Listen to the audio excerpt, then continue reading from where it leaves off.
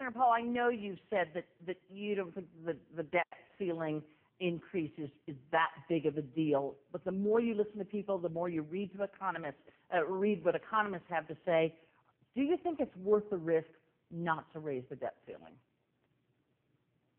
I think it's not a good idea to go through the debt ceiling deadline. I think we should go ahead and have an agreement in advance. That being said, though, I think it's also irresponsible for the president, who when he was a senator actually voted not to raise the debt ceiling. It's irresponsible for him to scare people. He should be the opposite. The leader of the country should be soothing the markets and saying, we will always pay the interest on our debt, and we do have plenty of revenue. We bring in $250 billion a month, and we have $20 billion in interest payment. There's absolutely no reason ever to default, and a good leader would be saying, we will never default.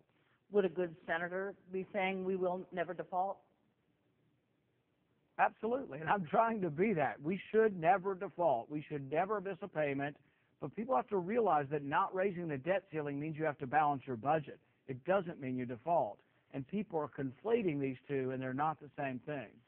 So your best calculation, do you think there are enough Republicans in the Senate to join with Democrats to pass an increase in the debt ceiling? What if it came down to the wire and the only thing available was a clean debt ceiling increase, nothing on it, just increase the debt ceiling? You know, I think at this point, we had a vote on yesterday, and it was to just raise it without any restrictions. And we all voted solidly against raising it without limit and without restrictions. That's what the Democrats offered us yesterday. No limit over the next year and a half. We raise it as high as it goes, no limit. The American people don't want that. The vast majority of the people are afraid of what this huge growth in our deficit is going to do to us.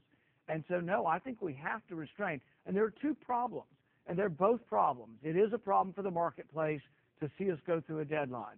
But in 2011, when we were downgraded because of the burden of how big our debt was, not because of getting close to a deadline. The S&P said we did not do enough to cut spending and not enough to act fiscally responsible. That's why we were downgraded. It can happen again if we don't wake up and do something to manage this debt. I want to play you a little bit of a conversation that you had with Senator Mitch McConnell, the Republican leader on the Senate side, that was caught by cameras, and then ask you a question on the other side. Oh, Candy, that was private. You wouldn't play a private conversation on TV, would you? No, but I sure wouldn't talk when I had a mic on. So let me play this for you. Hang on. I think if we keep saying we wanted to defund it, we fought for that, but now we're willing to compromise on this, I think they can't. And I know we don't want to be here, but we're going to win this, I think. You still think you're going to win this, and what does winning this look like? Well, you know, the interesting thing about that conversation is I was on CNN about 3 minutes before that, and I said exactly the same thing on television. Not exactly in the same words, but pretty close. I've been saying all along we don't want to be here. We don't want to be in a shutdown. I was against shutting down, and it is a failure of conversation to be in a shutdown. And what I mean by winning this is not that I think it's a political battle, but that I think it is untenable for the president to say he won't negotiate. And he still repeated that when we were in the White House the other day. He is talking to us, which I think is negotiation, but he's also saying, I will not pay for a raising of the debt ceiling. The American people I have to get this without any conditions, which is sort of him saying unconditional surrender, which is not negotiation. So really, in 2011, we added the sequester. That was a good thing. We need to add more controls and restraint to government spending, and this is precisely the time to do it. He's unlikely to negotiate when he doesn't have a deadline. Democrats saying, we used to want a clean CR, but we think you're squirming, so now we want to raise spending and break the budget caps. So I think we're seeing that the Senate Democrats are getting greedy about this whole thing. Do you see yourself at any point in the future being anything other than politically a member of the Republican Party? You mean you're implying a third party or some other party?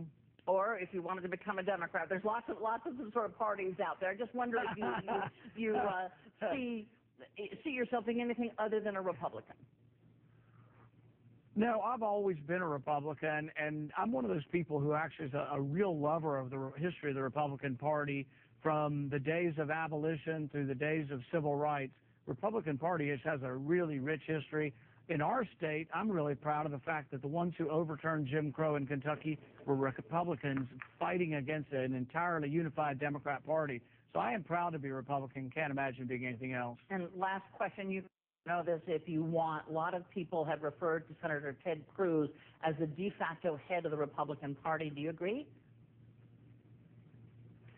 I think that he's done a good job drawing attention to Obamacare, and that Obamacare is something that is going to be damaging to people.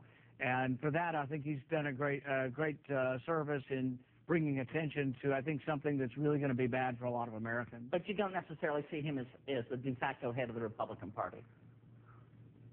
Well, you got 46 of us, and we all have a little bit of ego, so I think most of us kind of think, oh, we're one of the leaders. I don't think there is. You know, we have official leader. We have official leadership, but I don't think any of us are ready to say, oh, my fellow senator, he's my leader, and I follow him off the edge of the cliff. There is no one leader other than our official leadership that we have.